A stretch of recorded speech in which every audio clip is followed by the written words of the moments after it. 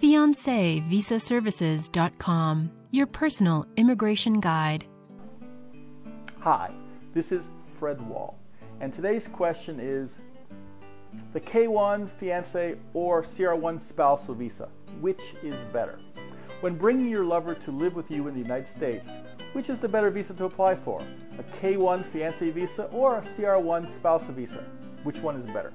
This video is to replace the video I earlier produced in 2010. The fees and the timelines have changed, and so this video is current now based upon March 2013.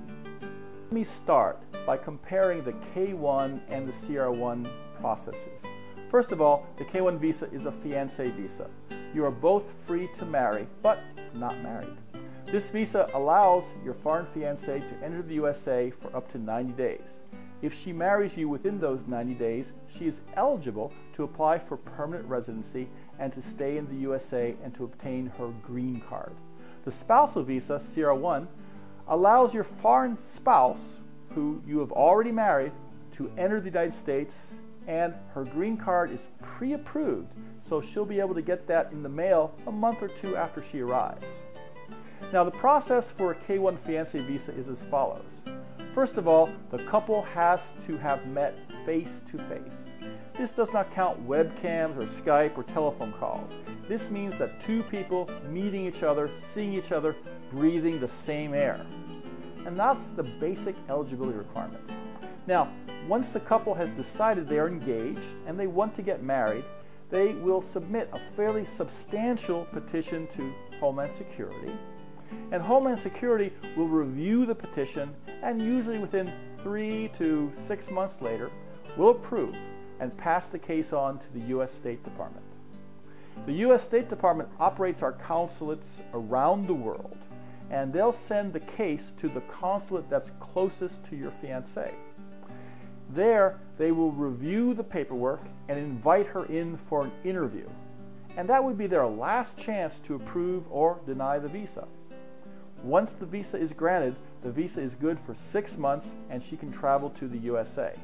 Once here, she just gets 90 days to get married, and if she marries, can apply for permanent residency. This is called applying for adjustment of status. The spousal visa process is similar. In this case, you first marry your foreign partner. That's usually done overseas, but if she's visiting the States, you could do it here too, but eventually she goes back overseas. Then you prepare and submit another substantial petition to USCIS. Homeland Security approves, and hopefully within 3 to 6 months, they will pass the case on to the Department of State. Now, instead of the Department of State passing on the case to their consulate, instead they first send it to a branch that they operate in Vermont called the National Visa Center. The National Visa Center requires that the sponsor send another package, this is a smaller one, made up of civil documents, basically her birth certificate, ID, passport, police report, copy of the marriage certificate as well, his affidavit of support proving he's financially capable. All those documents go to NVC. Once NVC reviews the documents and confirms they are satisfied that all the documents are in order, they will approve at least their part of the case and then pass it on to the U.S. consulate. Again, at the consulate, she will have an interview, submit final documents, and be approved or denied. The CR1 visa process is what's called regular immigration. That means that she's already approved for her green card for permanent residency, so there's no need for any adjustment of status after she arrives. In practice, once she arrives, she'll be given some forms at the border crossing and asked just to fill them in and mail them in. That process triggers her getting her green card, which should arrive in the mail a few months later. Now, the biggest difference between the process for the fiancé and spousal visa is how long it takes to be processed. The K1 visa on average takes between 6 to 8 months, or sometimes more, 7 to 9 months, from the time the petition is submitted to Homeland Security to the time that the gal gets her visa attached to her passport. The spousal visa takes roughly 6 months longer. usually on average between 10 and 14 months. And there's often confusion about the published processing times, and that's because two departments of the government are handling each case. There's Homeland Security, and they've published their processing times, but no matter what they publish, they always say the same thing, 5 months, and recently 5.5 months, but usually now it's taking 6 months. Then there's the U.S. State Department, and they do not publish their processing time, but it does vary between a few months to many months, depending upon which consulate is processing the case. The numbers that I cite are the most relevant because they are from the start of your case to all the way through to when you get the visa. Now, there is a substantial difference in the cost between the Fiancé visa and the Spousal Visa. That's primarily because the Fiancé visa only allows the gal to come to the USA, but does not include the process to get her permanent residency, whereas the CR1 includes the green card. So when I calculate for you the K1 visa cost, I'm going to include the cost to get the green card because there's not much point in bringing her into the USA, getting married, and not also acquiring permanent residency for her. So the numbers below are as follows. First, when you send in your petition to Homeland Security, you include a check for $340. Homeland Security approves it and passes it on to the State Department, and when she is working with the consulate overseas at the time, she's going to have a medical, and the medical fees will vary between $150 and $200. Let's say $200. She'll have to pay directly to the consulate the visa application fee of $240. And this visa application fee is separate from the petition fee that was earlier paid to Homeland Security. Sometimes there's confusion where we expect there should only be one fee, but there are actually two. Then finally, she comes to America. You marry and then apply for a green card. First step of that is to verify that she has the proper set of inoculations, and usually a surgeon approved by Homeland Security will charge about $100 for this. Finally, submit another petition, this time to Homeland Security for the green card. It's called adjustment of status, and that would be accomplished by a check for $1,070. So all in all, from the time you start until she gets her permanent residency, the grand total is about $1,950. The total fees to obtain a spousal visa are about $800 less than that for a fiancé visa. This is primarily because the process of getting a green card is included.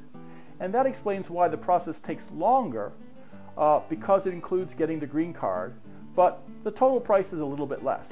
So you start with submitting a petition to Homeland Security, paying $420.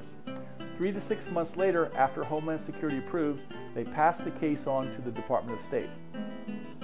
There, the National Visa Center contacts you via email and asks for your affidavit of support, and the fee for that is about $88 paid online.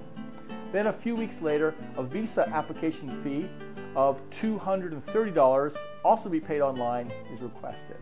And then after that, you're going to send in the civil documents to NVC, and sometimes down the line, the case will be sent overseas. She again pays for a medical, and somewhere similar to the Fiancé visa medical, roughly it's going to cost about $200. And that's not quite all she needs to pay. Homeland Security has now added an additional $165 processing fee. That's basically, I think they're trying to recoup some of the money they're not getting from processing the green card. Now, here's a summary or comparison between the Fiancé and Spousal Visa. Initially, the main form of the petition you are filing for a Fiancé visa will be the I-129F, and then for the Spousal Visa, I-130. And these are both from Homeland Security. The earliest time you can file for the K1 is after the actual face-to-face meeting, whereas for the Spousal Visa, it needs to be after the wedding. The average time to process, again, 6 to 8 months for the Fiancé, 10 to 14 months for Spousal. Total fees, $1,950 for the K1 and about $1,000 plus for the CR1. And for the K1, she needs to have the process for the green card after she arrives in the States. But for the CR1 visa, she automatically gets that green card. Immigration is always concerned about preventing people from fraudulently using a fiancé or spousal visa. So part of the interview process at the consulate is to determine if the couple is bona fide or genuine. They'll ask a number of questions to the petitioner to see if it seems as if it's a genuine couple. Many times I get phone calls from people and they think, well, if I fly over there and during my long weekend, when I'm visiting, if I get married, that will obviously demonstrate to immigration how sincere I am. Well, the truth is, it makes no difference whether you are married or not. If you're actually having a long-distance relationship, that's what counts. If you were married and you live together for 1 or 2 years and have 1 or 2 children, well, the proof of your legitimacy is quite obvious. But if it's a long-distance relationship and you're flying overseas and spending very limited amount of time together, whether you are engaged or have a marriage certificate really makes no difference. You still need to prove that the relationship is genuine. Finally, which visa is better? Well, it depends upon your priorities. If you want to start your life together as quickly as possible, the Fiancé visa makes the most sense because it's 6 months faster. And you don't have the green card yet, but you will be living together while the application for the green card is pending. Now, this compares to the spousal visa, where the green card is included in the process and you will save $800. But perhaps it's because that the green card is included that there is this 6-month delay before your foreign spouse can come to the USA for you to start your lives together. Now, I'm recording this video in March 2013, and the information I'm giving, to the best of my knowledge, is accurate as of today. But immigration is always a moving target. The fees and the processing times are constantly in flux, and occasionally the procedures change as well. So depending upon when you are watching this video, it probably would be a good idea either to call me and see what the current information is, or to check my website. There I'm going to regularly update whatever's current information. This is Fred Wall, your personal immigration guide.